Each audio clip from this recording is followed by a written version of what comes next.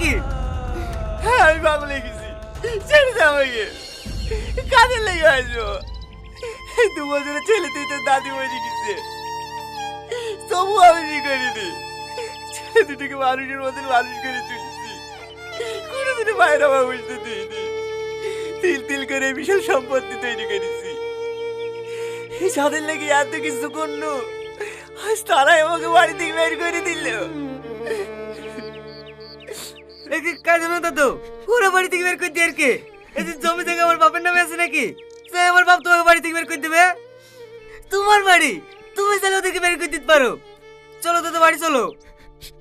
না যাবো না, জানিস তুই ছেলে তো তৈরি আগে বেরিয়েছে।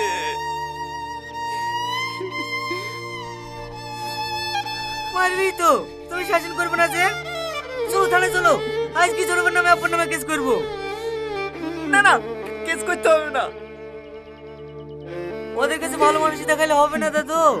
আমি তোমাকে যে যুক্তি দেবো সেইভাবে তোমাকে চলতে হবে, ওরা আপনি সাহায্য হয়ে যাবে। চলো থানায় চলো।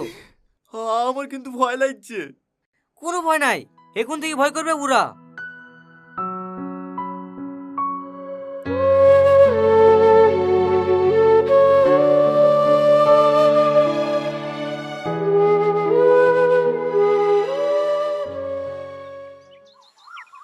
আপনি জানেন চাচা, 100 টাকা গঙ্গাধার 10 কাঠ জমিটা সামাদকে বিক্রি করে দিয়ে ওদের মোটরসাইকেল আর 50,000 টাকা দিয়ে আইফোন কিনেছে। এই বয়সে এত বড় মোবাইল কি করবে আপনি বলেন? ও কি করে বলবে? ও মোবাইল কিনেছে নাকি? আমাকে জিজ্ঞেস কর। বড় মোবাইল কিনেছে মেয়েদেরকে ভিডিও কল করার লেগে। এই বয়সে আবার কাকে ভিডিও কল করো ভাই? বাহ, শেষ বয়সে এসব আর না করি তুমি জায়গা গেলে ছেলেপিলির নামে অর্ধেক অর্ধেক করে লিখি দাও। 15 দিন বড় ছেলে কাছে খাবা, 15 দিন ছোট ছেলে কাছে খাবা। মরে গেলে তো সব ওদেরই থাকবে।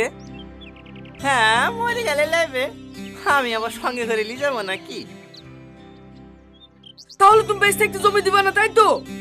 না না, জমিতে আমি বিপদে পড়বো নাকি?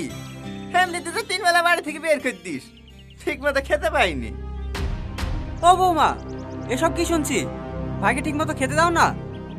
খেতে দেবো না কেন? যখন চাই তখন দিই।